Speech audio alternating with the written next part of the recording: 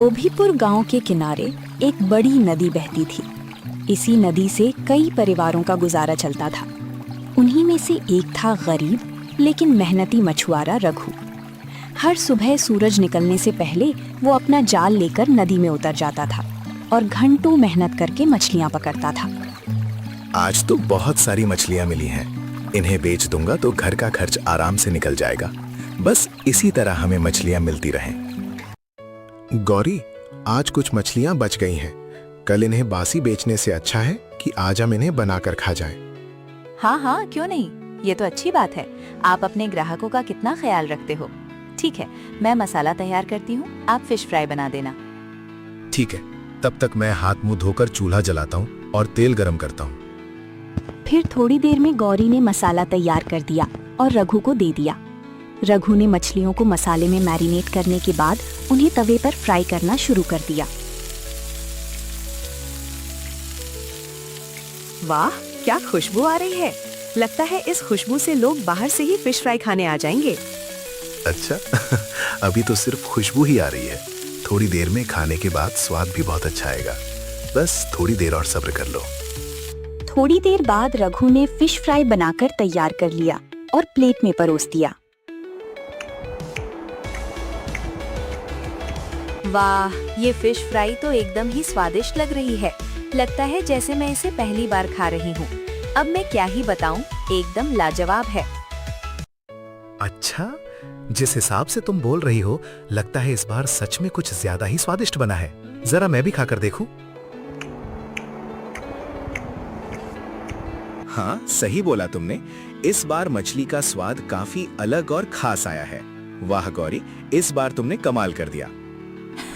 मैंने कहा बनाया, भूल मत जाइए, इसे आपने बनाया है। वैसे मैं एक बात बोलूं, आप हमेशा इतना स्वादिष्ट फिश फ्राई बनाते हो, कभी इसे बेचने के बारे में नहीं सोचा?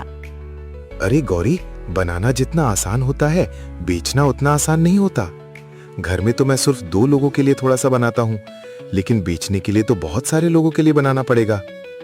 हाँ, वो मैं समझ रही हूँ, लेकिन उसमें कमाई भी तो ज्यादा होगी। मछलियाँ बेचकर तो आप कुछ ही पैसे कमाते हो, उतने में बस एक दिन का गुजारा होता है। लेकिन जब आप फिश फ्राई बेचोगे तब सोचो कितनी कमाई होगी। ये बात सुनने के बाद रघु भी मन ही मन फिश फ्राई बेचने के लिए तैयार हो जाता है। गौरी, ठीक है, मैं फिश फ्राई बेचने के लिए तैयार हूँ, लेकिन हमारे पास इतना पैसा कहाँ है कि हम एक छोटी सी दुकान खोल पाएं? अपनी दुकान क्यों खोलनी है, हम दुकान किराए पर ले लेंगे। गांव में धनराज सेठ की एक दुकान खाली है, हम उसी में अपना फिश फ्राई बेचेंगे। और रही बात किराए की, तो हम अगले महीने कमाकर उन्हें लौटा देंगे। अगले दिन रघु ने धनराज सेठ की खाली दुकान किराए पर ले ली और गैस, चूल्हा समेत सारी जरूरी चीजें लाकर रख दी। सुनो रघु, तुमने मेरी दुकान किराए पर तो ले ली, लेकिन एक बात का खास ध्यान रखना, अगर अगले महीने इसका किराया नहीं दिया तो मैं ये दुकान वापस ले लूंगा, वो भी ब्याज समेत। आप चिंता मत कीजिए सेठ जी, मैं अगले महीने आपकी दुकान का किराया जरूर दे दूंगा। धनराज की इस धमकी के बाद रघु ने अपना फिश फ्राई बनाने का काम शुरू कर दिया।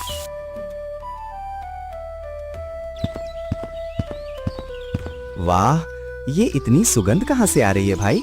लगता है बाजार में कुछ नया बिकने आया है। हाँ भाई, सही बोल रहे हो, मुझे भी यही खुशबू आ रही है। लगता है कहीं फिश फ्राई मिल रही है। अच्छा, तुम बिना देखे कैसे बता सकते हो कि ये फिश फ्राई की खुशबू है? लगता है तुम्हारी नाक आंखों से भी तेज है। अरे हाँ, तुम तो सही बोल रहे थे, ये तो सच में फिश फ्राई ही मिल रही है। तुम्हारी नाक तो वाकई बहुत तेज है। चलो एक बार खाकर देखते हैं। वाह भाई, ये तो सच में बहुत स्वादिष्ट है। गांव में पहली बार ऐसी चीज खा रहा हूँ। शहर में भी ऐसा स्वाद कहीं नहीं मिलता। मेरे कुछ और दोस्त हैं, मैं उन्हें भी इस दुकान के बारे में बताऊंगा। वैसे मेरा नाम मोहन शर्मा है। अरे हाँ, क्यों नहीं, जरूर बताना इस दुकान के बारे में। और हाँ, मैं उन्हें भी कुछ छूट दूंगा। इन दोनों ग्राहकों के आने के बाद से रघु का आत्मविश्वास काफी बढ़ गया था। अब वो पहले से कहीं ज्यादा खुश था। धीरे धीरे कुछ दिन बीत गए। अब रघु की दुकान काफी प्रसिद्ध हो गई थी, क्योंकि वही एकमात्र व्यक्ति था जो फिश फ्राई बेचता था। वाह भाई रघु, बिना तुम्हारी फिश फ्राई खाए लगता है जैसे मैंने पूरे दिन कुछ खाया ही नहीं। इतना स्वादिष्ट बनाते हो कि एकदम घर जैसा स्वाद आता है।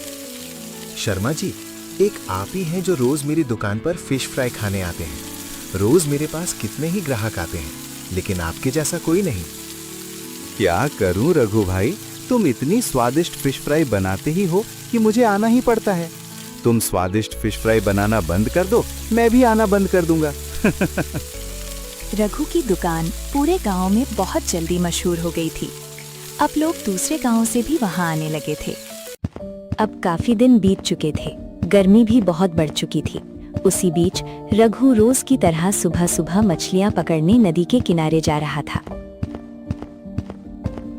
बाप रे, कितनी ज्यादा गर्मी बढ़ गई है। अब तो गर्मी के कारण नदी का पानी भी सूख रहा है। अब तो मछलियां भी कम मिल रही हैं। रघु ने उस दिन काफी देर तक मछलियां पकड़ी, लेकिन घंटों मेहनत करने के बाद भी उसे बहुत कम मछलियां मिली। वो बहुत निराश हो गया। ये क्या, आज तो इतनी कम मछलियां मिली हैं। कहीं ऐसा ही चलता रहा तो 1-2 दिन में ये नदी पूरी तरह सूख जाएगी, फिर तो कुछ भी नहीं मिलेगा। अगले दिन रघु शाम को दुकान से अपने घर लौटा और उसने सारी बात अपनी पत्नी गौरी को बताई। गौरी, लगता है हमें ये दुकान अब बंद करनी पड़ेगी। गर्मी के कारण पूरी नदी सूख चुकी है। कल तो कुछ मछलियां मिली थी, लेकिन आज तो कुछ भी नहीं मिला। मुझे दूसरे मछुआरों से मछलियां मांगनी पड़ी।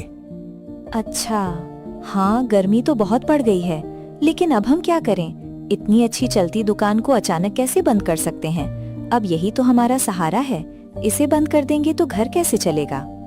हाँ गौरी, बात तो तुमने सही कही है। तो मैं एक काम करता हूँ, कल से ढोलकपुर की नदी से मछलियां पकड़ कर लाऊंगा। अब यही एक उपाय बचा है। ढोलकपुर? लेकिन वो गांव यहाँ से बहुत दूर है। वहाँ से आते आते बहुत समय हो जाएगा। फिर आप फिश फ्राई कब बेचोगे? मैं कल से सुबह 4 बजे ही निकल जाऊंगा और 7 बजे तक वापस आ जाऊंगा। उसके बाद दुकान पर फिश फ्राई बेचूंगा। थोड़ी मेहनत तो होगी, लेकिन मैं मछलियां बेच पाऊंगा। अगले दिन जैसा रघु ने कहा था, वो सुबह 4 बजे ही ढोलकपुर की ओर मछलियां पकड़ने निकल पड़ा।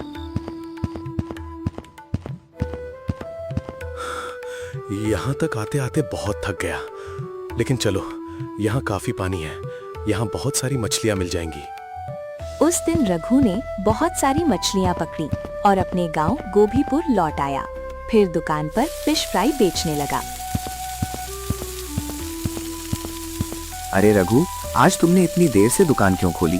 कोई परेशानी थी या देर तक सोते रह गए थे? अरे नहीं भाई, गर्मी के कारण हमारे गांव की नदी सूख चुकी है, इसलिए मुझे दूसरे गांव की नदी से मछलियां पकड़ कर लानी पड़ी। उसी में देर हो गई। ओह, ये बात है। तुम तो बहुत मेहनती निकले। तुम हमारे लिए इतनी दूर से मछलियां पकड़ कर लाए हो। अच्छा चलो, रोज की तरह आज भी एक प्लेट दे दो। उस दिन तो जैसे तैसे करके रघु मछलियां बेच पाया, लेकिन लगातार 1-2 दिन इतनी दूर आने जाने के कारण वो बीमार पड़ गया। मैंने आपको कहा था ना कि इतनी दूर मत जाइए मछलियां पकड़ने। अब तो आप बीमार पड़ गए, अब कैसे जाओगे?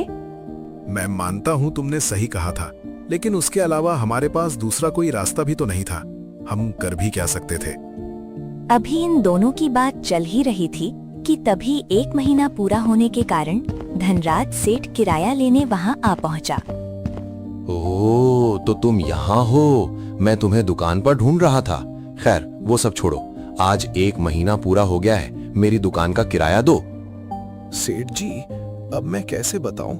मेरे पास अभी किराया देने के लिए कुछ भी नहीं है। बीमार होने के कारण सारे पैसे डॉक्टर को देने पड़े और मैं 1-2 दिन से दुकान भी नहीं खोल पाया हूँ। वो सब मैं नहीं जानता, बस मुझे मेरा किराया चाहिए, नहीं तो मैं दुकान का सारा सामान बाहर फेंक दूंगा और दुकान भी वापस ले लूंगा।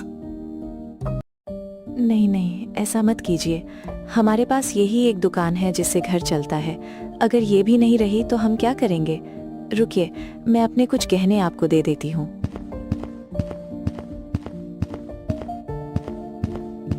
गौरी जैसे ही गहनों का बैग धनराज को देने जाती है, तभी वहाँ रघु का नियमित ग्राहक मोहन शर्मा आ जाता है।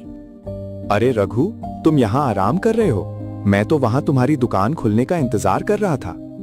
रघु ने अपनी सारी परेशानी मोहन को बता दी। मोहन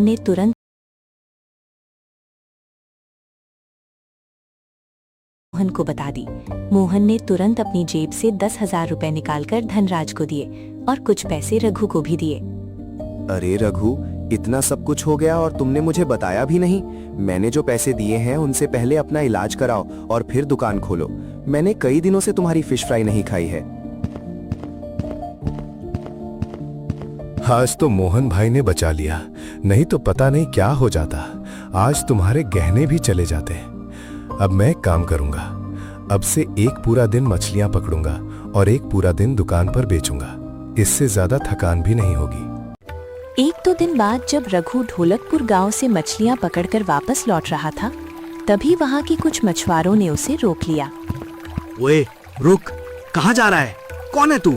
तुझे पहले कभी इस गांव में नहीं देखा। मैं रघु हूँ। मैं गोभीपुर गांव से आया हूँ। वहाँ गर्मी के कारण नदी का पानी सूख गया है, इसीलिए हमें मछलियाँ नहीं मिल रही थी। इसी वजह से मैं यहाँ आ गया। ओह, ऐसा है क्या? सुन, तू यहाँ आ तो गया है, लेकिन तुझे खाली हाथ ही लौटना पड़ेगा। हमारे गांव की नदी से तू मछलियां पकड़कर नहीं ले जा सकता। और हाँ, फिर कभी यहाँ आने की कोशिश मत करना। अब जा। रघु उस दिन उदास होकर अपने घर लौट आया। उस दिन उसने जितनी भी मछलियां पकड़ी थीं, वे सब ढोलकपुर के मछुआरों ने रख लीं। अरे यार, ये मुसीबत तो खत्म होने का नाम ही नहीं लेती। पहले अपने गांव की नदी सूख गई, फिर सेठ का किराया, और अब ये ढोलकपुर के मछुआरे। पता नहीं अब मैं क्या करूं। रात के 2 बज रहे थे।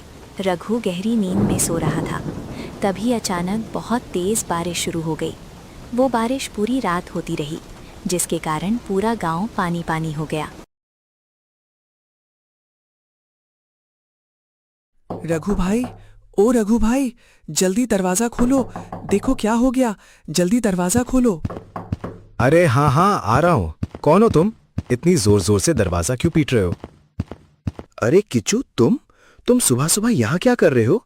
क्या हुआ? इतनी जोर जोर से क्यों चिल्ला रहे हो? अरे रघु भाई, तुम अभी तक सो रहे थे? जल्दी चलो, देखो गांव की नदी में क्या हो गया। ये बात सुनकर रघु बहुत घबरा गया। वो तुरंत भागते हुए गांव की नदी के पास पहुंचा। क्या? ये कैसे हुआ? कहीं मैं सपना तो नहीं देख रहा? क्या ये सच है? रातों रात नदी में पानी कैसे आ गया? हे भगवान, तुमने मेरी सुन ली। अरे गौरी, तुम यहाँ, वो भी मछलियाँ पकड़ने वाला सामान लेकर। तुम्हें कैसे पता चला कि नदी में फिर से पानी आ गया है? अरे, जब आप अचानक भागते हुए नदी की तरफ आए, तब मैं भी आपके पीछे पीछे आ गई। तभी गांव की औरतों ने मुझे बताया, इसलिए मैं मछलियाँ पकड़ने वाला सारा सामान भी ले आई।